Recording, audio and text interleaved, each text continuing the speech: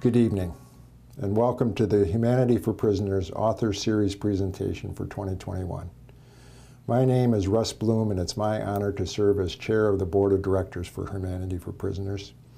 On behalf of the board, our staff, and the clients of Humanity for Prisoners, I want to thank you for taking time out of your busy days to learn about what we do and why we do it. 2021 is a milestone year for Humanity for Prisoners. It was 20 years ago, almost to the day, that Doug Tjapkes, inspired by his friend Maurice Carter, kicked off a part-time nonprofit that has grown into the flourishing advocacy agency that it is today. If you haven't already, you can read about it in Doug's award-winning book, Sweet Freedom. And so, in light of this anniversary, we thought, who better to put an exclamation point behind these 20 years than Doug himself? I'm sure you will enjoy his talk. Our format is a bit different this year. Rather than gathering in one place for a meal and a message, we are gathered in kitchens and living rooms all across the state of Michigan, in fact, all across the United States. The pandemic forces innovation. We're excited to see how this is going to work. Humanity for Prisoners has a unique mission. We're not aware of anyone else who does what we do. With compassion for those who have nowhere else to turn, HFP provides personalized, problem-solving services for people in prison. Doug will tell you more about this, but on any given day, our team is advocating for proper health care, reconnecting inmates with lost families and friends, tracking down public documents, helping folks get ready for parole hearings, and just plain listening.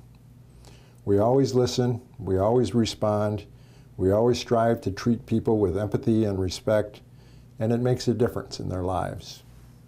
If you follow any of HFP's regular communications, you know that there are dozens of stories and anecdotes about the impact that we have. This feedback is wonderful, the sunshine in what can be a pretty tough business. But I'm a data sort of guy, and there are three numbers that really strike me as important when I reflect on the work of HFP. 80, 90, and 100. First, 80. It is estimated that 80% of the inmates in the Michigan Department of Corrections never receive a visitor. Shocking, isn't it? We've all felt some sense of separation during these COVID times, but no visitors takes that to a new level. HFP is an outside contact for people who have none. Next, 90. It is estimated that 90% of inmates in the Michigan Department of Corrections will return to our communities someday. These folks will again be our neighbors. HFP provides assistance which helps them return successfully. And 100. 100 is the number of inmates who have sent a donation to HFP this year. Actually, it's a little bit above 100 as of today. HFP charges nothing for its services. We do not request or solicit donations from our clients, yet day after day they donate from the meager resources that they have. Clearly, our clients appreciate HFP's action with compassion. Clearly, they wish this support to continue. And I hope that you also will come to appreciate the work of HFP and that you also will want to enable this good work to continue. Well, that's enough from me. Let me turn this over to our founder and keynote speaker, Doug Tjapkes. Doug was born and raised in Muskegon, Michigan, and he has had three distinctly different careers.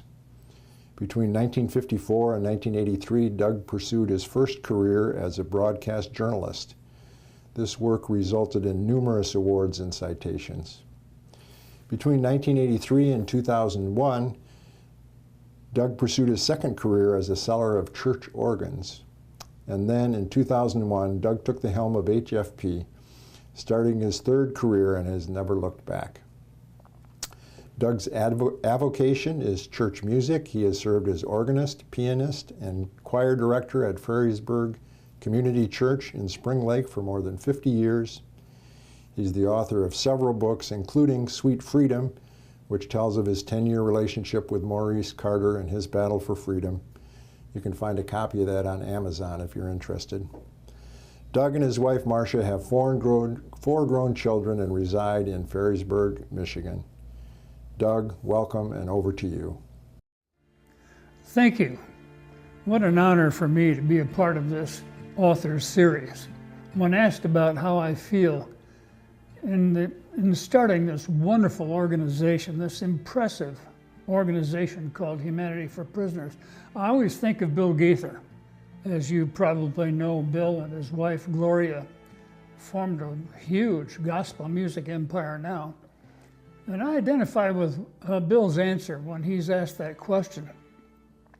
He said, I feel like that little boy who came to hear Jesus preach.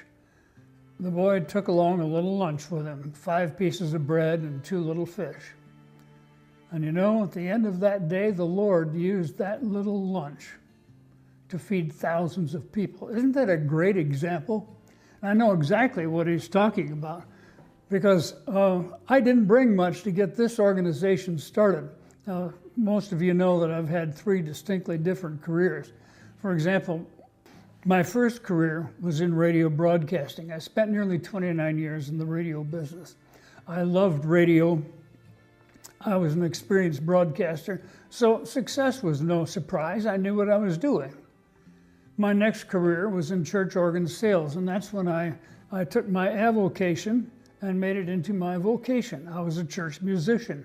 I loved my product. Success was no surprise. I knew what I was doing. In my third career, assistance to prisoners, I didn't know what the heck I was doing. I mean, we started an organization called Innocent exactly 20 years ago. And I kept on selling church organs. I mean, Innocent had no money, and we had bills to pay. Marshall wanted groceries. And so for the next 3 years, I continued selling organs. Now, if you read my book, Sweet Freedom, you know that in the 1990s already, I had met a prisoner by the name of Maurice Carter. Maurice Carter had served 20 years by that time already for a crime he did not commit. And when I met him in the mid-1990s, I committed to helping him get out and spent almost the next decade doing that. And while we were doing that, he and I got to be very close, but another thing happened. He kept persuading me that we should start an organization to help prisoners in situations like his. Now, what I mean by situations like his, he was broke, he didn't have any money, and he had very little outside support. Well, I was resistant to that. I was intent on getting back into the radio business again. But I must tell you that the more I tried to get back into the radio business, the more doors kept slamming shut. And the more Maurice kept talking to me about getting into this prisoner business, doors kept swinging open. And now, in hindsight, I can see the divine intervention in that. By the time it got to 2004, the year 2004, it was apparent church organ sales were out of the question. We were busy, and we were just swamped with prisoners, and I had to meet with our board of directors and said, it's decision-making time. It's time to go into this full time. We decided that we had to broaden our focus a little bit, and I think probably one of the things that prompted me, helped me see the vision that we just couldn't stay with wrongful convictions, was a situation that happened at our new office building. God has a sense of humor. Our new office building was in downtown Muskegon in the Manpower Building. It was the old Muskegon County Jail. And my storeroom was the only jail cell left in that building. So anyway, I went out to my car one day in the parking lot. There was a little black girl standing next to my car. She appeared to be in her teens, a little girl. And she said, "Are you Mr. Doug?" Now, how to this day, I don't know how she knew Mr. Doug was in that building. I don't know how she knew what we were doing. We didn't have a sign up or anything. But there she was. And I said, "Yes, I am." And she said, "Can you help me?" And I said, "I am not sure I can." And she started crying.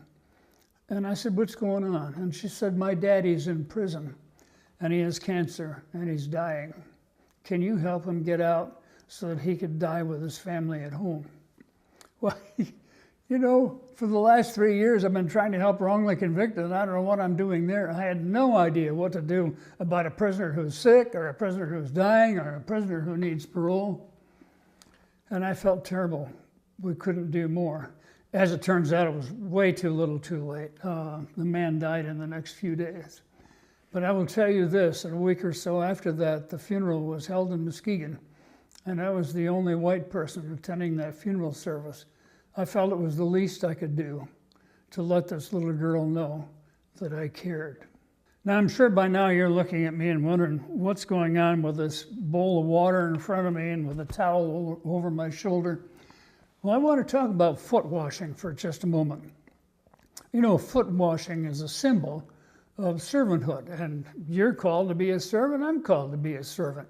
And it goes back to when Jesus washed the feet of the 12 disciples just before he died. And I've so appreciated the Catholic Church keeping that tradition going year after year. Popes at that time of the year have a similar service, and a pope washes the feet of 12 priests. That continued until 2013.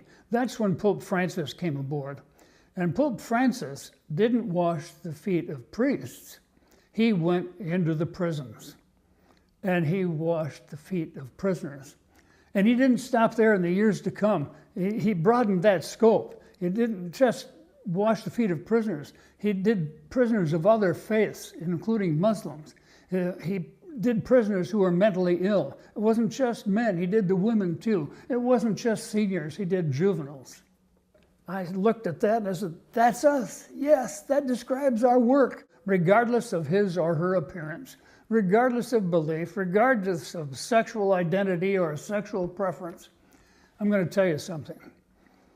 If a prisoner comes to us with a broken tooth and exposed nerve, and in excruciating pain, and cannot get an appointment with a prison dentist, we jump in.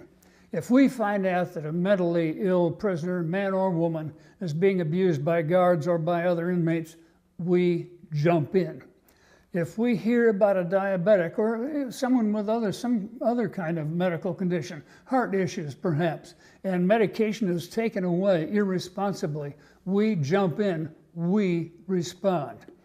When we get requests from prisoners hoping to apply for a commutation, don't know how to fill out the form, can't spell, can't find a typist, we respond and we help. When a prisoner comes to us and cannot find a long-lost loved one, perhaps a child, perhaps a mother or a father, when a prisoner can't find someone, we jump in and we help. And when a prisoner needs legal documents to help prove his or her case, the state will not allow them to file a request under the Freedom of Information Act, but we can and we will. We jump in. And ladies and gentlemen, that is foot washing. Now, I'd be a liar if I told you that all these stories end well. Listen, we're dealing with an imperfect system here. We're dealing with so many negatives. It is really difficult sometimes. And our stories do not all end well. It's all not just they live happily ever after. I did my best to help a rock music star who was so popular in Europe. And he struggled with substance abuse. And you know, prison didn't do any good with that. You can get anything you want in prison. And so when he got out, I said, Greg, you can't be drinking like this. And he said, well, you got to allow me to celebrate. Well, he celebrated all right. He celebrated right into a drunken stupor, and they found him frozen in the middle of a field in Detroit. And I miss him. I had a very good friend who I helped get out of prison, held the door open for him. I say he's a very good friend, and he was. What I didn't know is that he was also a psychopath. And he'd go with me on Sunday. We'd make presentations in church about humanity for prisoners. We'd do it together. He'd hug, we'd weep. And then on Monday, he'd go back to work again. He'd be stealing from the people he was working with. And the cops finally caught up with him. He wrote me a note of apology from a county jail cell. And that was just before he took his own life. I loved him, and I miss him.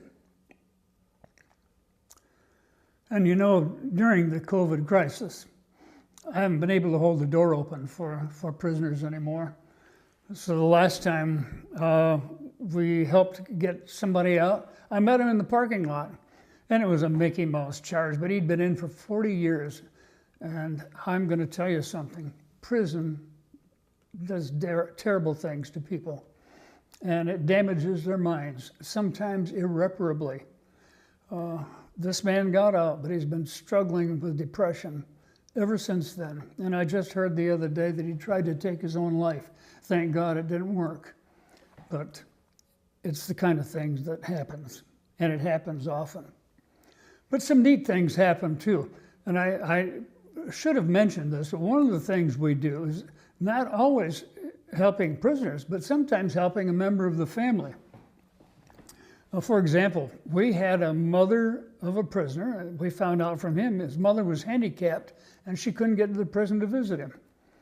We had a board member come and pick up that handicapped mother, take her to the prison, wait for her, take her back to another part of the state, and then go home again. It's the kind of board members that we have at Humanity for Prisoners. There was a birthday situation with a little 8-year-old girl sitting in her home in Benton Harbor, and her mother was sitting in prison in Ypsilanti. One of our wonderful volunteers went, picked up the little girl and her grandmother, took her to the prison for a birthday experience, and then took her back home again. It's the kind of volunteers we have at Humanity for Prisoners. I was speaking with an elderly mother in Detroit, some years ago. She had 2 sons in prison. She said, I can't go see either one of them. I said, why can't you go see either one of them? She said, they won't let me in. I said, why?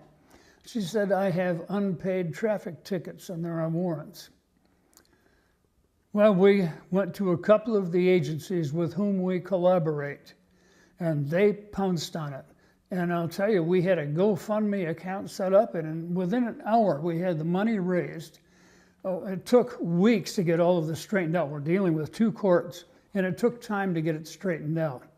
But that's the kind of agencies with whom we collaborate. A consultant told me one time when he was working with me on all this, Doug, he said, no one's doing what you're doing. And he added, no one wants to do what you're doing. This is foot washing. And how do prisoners respond to HFP foot washing? Let's listen. When it comes to caring about a person, especially an inmate, this organization is the real deal. We need more people like Humanity for Prisoners. I mean, I know they're limited. If we had more people like that to help, prison would be a lot better for everybody. I've watched this organization. It's not a joke. It's for real. It has a presence. It's needed. It's respected throughout this agency, and trust me, that is a hard thing to earn when in the Michigan Department of Corrections. They stick with you till the very end, and they let no rock be unturned, no I undotted, no T uncrossed. They are there with you. I began this program talking about that little boy who went to see Jesus. There had to have been a loving mother who prepared that lunch for the little boy if he was going to be gone all day. And that's how I see you. That's who you are to Humanity for Prisoners. There's no way that we could have done what we did without you. And there's no way that we can continue without you. So here's the deal. When you pray for us, when you buy a piece of equipment that's listed on our wish list, when you send us a financial gift, when you even take just the time to compliment someone on our team, you are washing feet. This is some of the most effective work for state prisoners in Michigan history, and you're a part of it. And if you think your support has done wonders in the first 2 decades, you ain't seen nothing yet. Because the day will come when we'll have an HFP chapter in every state, because our type of assistance is just critically needed and nobody's doing it. The day will come when HFP will have a stronger voice in corrections policy and planning right here in Michigan. They need our expertise. The day will come when Michigan prisoners will be doing better and feeling better. I promise you, thanks to the fine work that you support. There are 32,500 people residing right now in Michigan's 29 prisons. Today, just today, nearly 100 of them contacted our office because they didn't know where to turn. That's a lot of feet to wash. We need your help.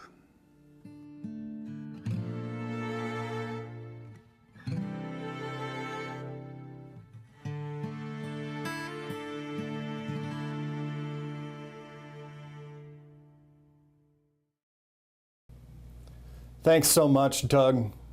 Myself and the team will take the towel from here and we'll run with it.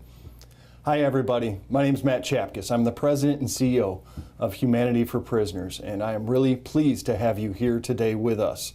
Thanks for hosting this party if you're the host. Thanks for being at the party if you're just watching. We appreciate everybody that's here today. Before we get into dinner and get everything dirty on the table, I'm going to ask the hosts to bring out the envelopes that we sent to every location that's hosting today. Inside here, you'll find a card, which includes a piece of art done by our client, DJ Montney. There's also a new flyer about HFP and the activities that we've got going on. There's a donor envelope. We ask that you consider a gift either today or take that envelope home and send it in to us. It's pre-addressed already. There's also a card in there, and that's the important part. We need that card filled out. We need to know who you are. We need to know what you're doing, what your interest is in HFP. If you can fill out those cards in the next couple of minutes and put that back in the envelope and get it back to the event host, that would be outstanding. And while you're doing that, I want to tell you a little bit about what's going on here at HFP. First of all, you have to know how much we're growing. Take a look at this graphic that we've got going on. As you can see, I started back in 2013, and things have significantly changed in these 8 years. Last year, when the pandemic hit, we saw an 88% increase in requests for assistance, averaged over 1,500 requests for assistance every month. This year, the growth has continued. It's a 23% rate. We're averaging over 1,900 requests every month this year, here in 2021. One month, we went over 2,100 requests. We're staying busy. We're growing, and because of that, we have needs that grow as well. We've added 2 new staff members this year, and as long as we keep growing, we're probably going to have to add a couple more in the years to come. So your support is oh so essential in helping us meet the needs of all our clients. Part of the not so fun part of growth is that we have change as well. And I'd like to take a moment to talk about a couple people who are very important to HFP and who are stepping down from their roles on our board of directors. First, I'd like to talk about Michelle Lloyd-Page and Aaron Van Oosterhout. Both of them have served 1 term on our board of directors. Michelle was recently honored by the Christian Reformed Church's Office of Race Relations as a champion of justice. She helped HFP develop our diversity, equity, and inclusion statement. She also provided a workshop for HFP's staff. Aaron has tremendous experience serving as research manager at GVSU's Dorothy A. Johnson Center for Philanthropy. He's helped us with our vision statement, an updated strategic plan, and the way he's helped us put it together, the strategic plan will be updated yearly. Aaron's laid a foundation for us for years to come. To Michelle and Aaron, we both say a very sincere thank you for the work you've done. I have one more person that I'd like to thank as well, and that is our outgoing board member, Cindy Anderson. Cindy is going out after 2 terms on our board of directors. At first, when she came on, she didn't know if she really wanted to be a part of HFP, but she got to see a performance of the play about Doug and Maurice Carter. The play's called Justice for Maurice Henry Carter. Cindy saw it performed by a group of prisoners up in Muskegon, and ever since then, she's been hooked on HFP and the people that we serve. Cindy was our chairman of our board of directors for a couple years. She would go on to take our organization in places we've never expected to be before. When she came on board, it was just Doug and I. It was a 2-man operation.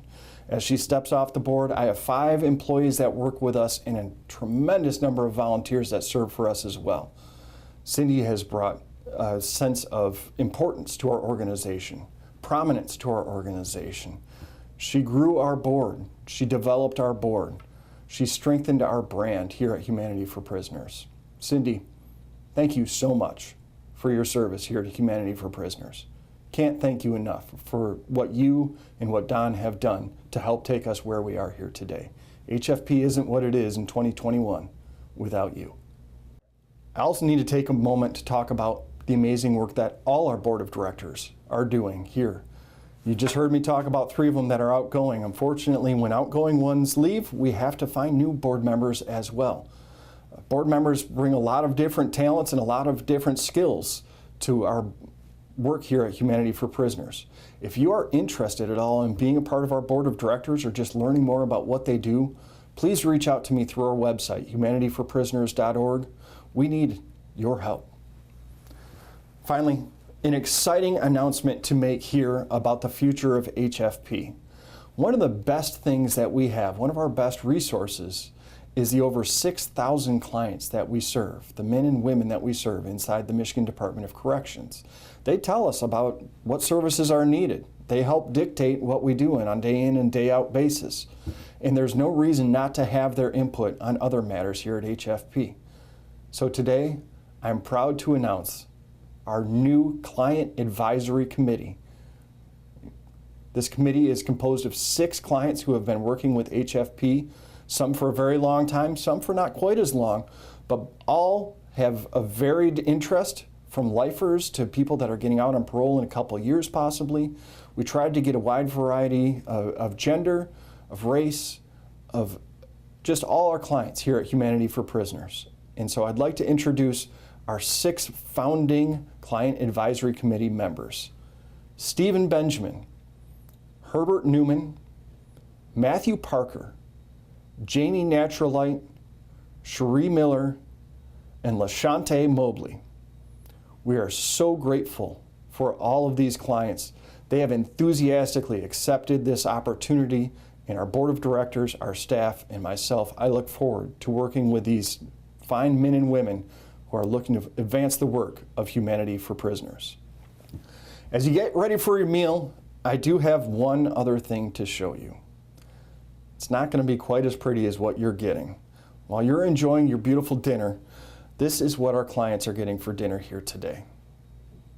This isn't to make you feel bad about what you're eating, but to help you realize the degree of punishment leveled on anyone who has to serve time in the Michigan Department of Corrections. It's not just about the time served. It's a daily reminder of the worst mistake of your life. Here at HFP, we think our clients are more than that. And I know that you do too, because you're here supporting us today. All right, by now you've had time to fill out that form. Hopefully you've got it back in the envelope and you've brought it back to your host. If you haven't yet, please do so right now. I'm going to invite the hosts all to get dinners out because it is time to eat and enjoy some music. Here to deliver our music is a very special guest, a member of our board of directors here at Humanity for Prisoners, Veena Kulkarni-Rankin. Veena is the lead instructor at the Faber Piano Institute down in Ann Arbor. She's a tremendous talent, and she's going to grace us with a few songs here today in a time for talking, a time for discussion. I ask that you enjoy your food and your company. I'll be back to let you know about the Q&A session coming up. Right now, here's Veena Kulkarni-Rankin. Thank you for joining us for this memorable evening with Doug Tjapkes, Maurice Carter, and Humanity for Prisoners. As you soak it all in, I'd like to play for you one of my favorite pieces, Nancy Faber's jazz pop arrangement of Pachelbel's Canon.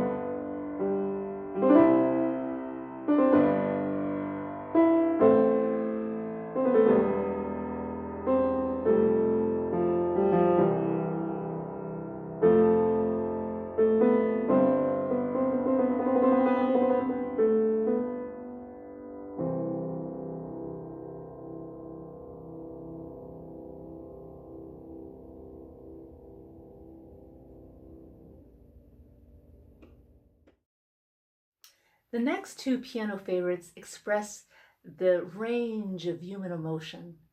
The first one is by Frédéric Chopin, Fantasy Impromptu. In the middle portion, you might recognize this melody. I'm always chasing rainbows, which was an American vaudeville hit. The second is Liebestraum by Franz Liszt, which literally means dream of love. When I think about the emotions of this piece, I'm reminded how people in prison feel exactly the same thing. So these two pieces are a tribute to our shared humanity. Enjoy.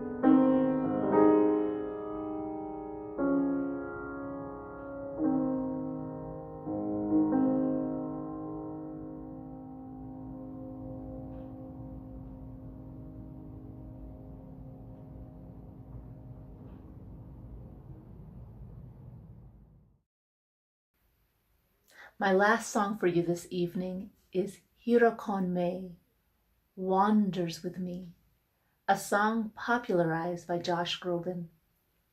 I'd like to read you the translation of one of the verses. The world wanders with us tonight.